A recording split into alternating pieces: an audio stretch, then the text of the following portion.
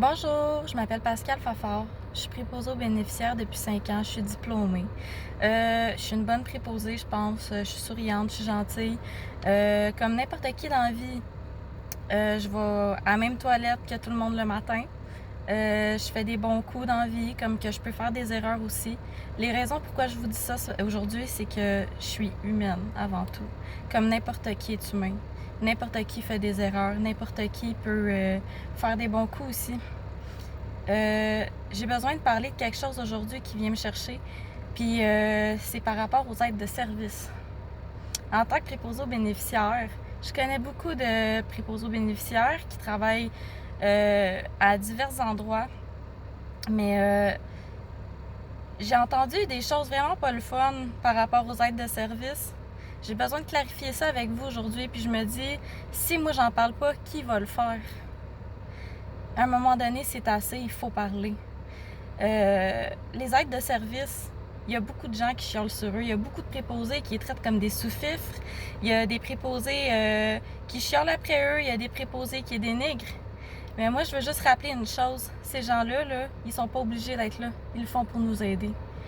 Nous, les préposés aux bénéficiaires, tu sais, je veux dire, il y a toujours des pommes pourrites n'importe où, dans n'importe quel métier, right, OK? Il y a du monde comme les infirmières, les médecins, les préposés aux bénéficiaires, whatever.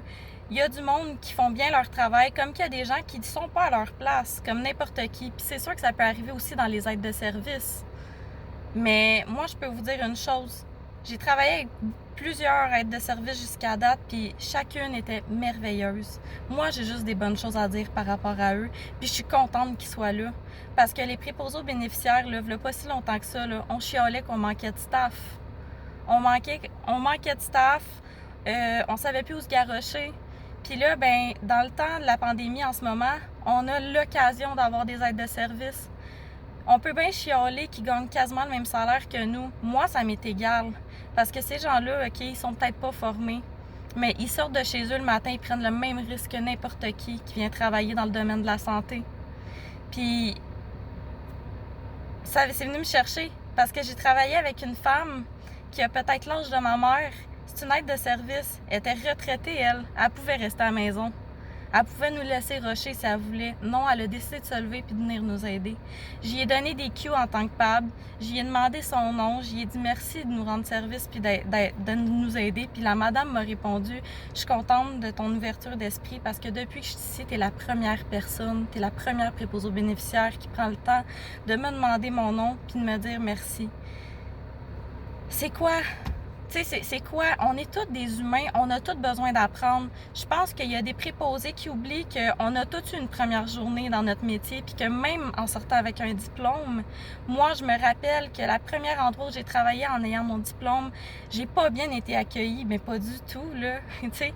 Puis les préposés me traitaient comme si je savais qu'est-ce que je devais faire, mais je connaissais pas la routine. On a tous commencé quelque part. Ces gens-là, les aides de service, ils sont là pour nous aider. Ils sont là. Moi, là, je suis super contente de les avoir. OK? Puis ces gens-là, là, je pense que c'est important qu'on leur transmette nos connaissances au lieu de les juger, puis au lieu d'être méchants avec eux. Ça n'a pas de sens.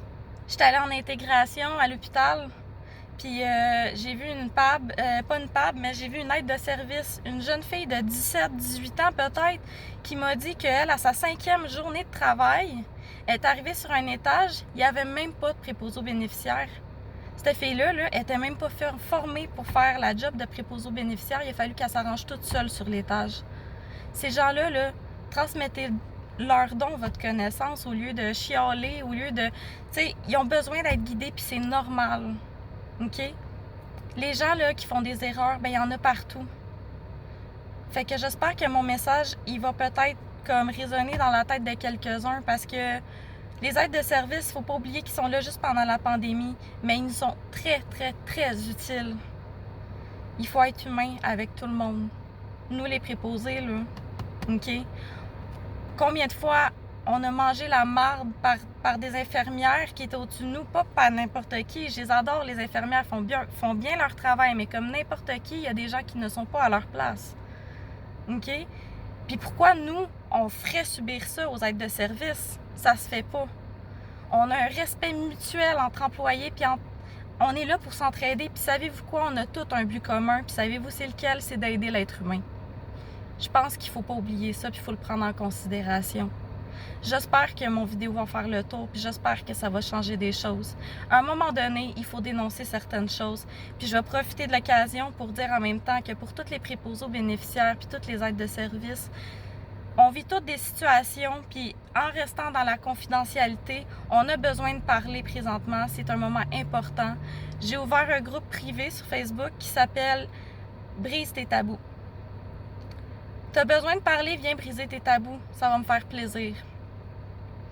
Puis, pour terminer, ben, si vous avez l'occasion de travailler avec moi, les gens ont le droit de ne pas avoir la même opinion que moi, ça ne me dérange pas. Si vous avez à me croiser, ben, je vous demande une chose, c'est que si vous ne partagez pas la même opinion que moi, c'est correct, je le respecte. Mais on va être sur le milieu du travail, puis je demande juste un respect mutuel. S'entraider, c'est important.